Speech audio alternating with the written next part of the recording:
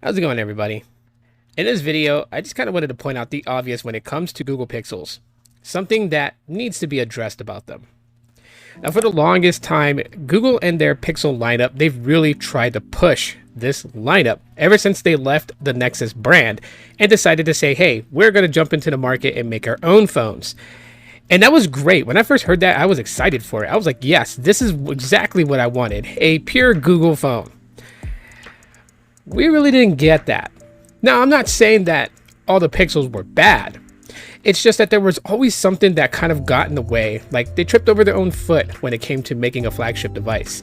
Every year, there was always something. Maybe the display had a blue tint to it. Maybe there was boot loop issues. Maybe, the software just crashed. Maybe, it had low battery and died quickly. There were features in it that just didn't make sense to have. All these things are said by a lot of people who review Pixels. It's like they get close to that line, but they just never really push through. And it kind of follows that with the Pixel 6 today. The 6 and 6 Pro are plagued with issues. While we can make excuses for them and say, well, it's their new chip, Tensor chip, and it's their first time using their own chipset. They've had years to develop this. We can't ignore that.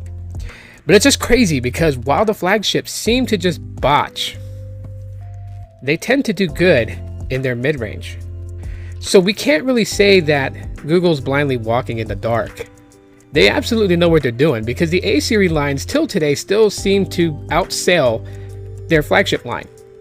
And it seems like when they continue on with this pattern, more people are going to know what a Google Pixel is as a more budget option, versus knowing it to being a contender flagship.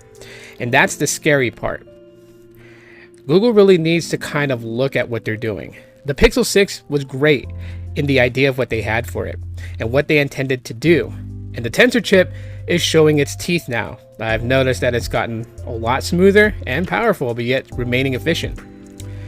But if they continue to create great budget options like the A-line series, the A-line series is definitely going to overshadow their flagships.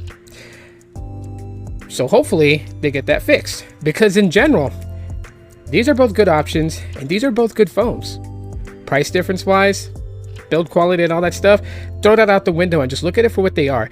They bring the Android experience. They bring stellar, if not amazing, photos. And they do okay in the video market. But above all, they're super helpful. And that's what they're really here for.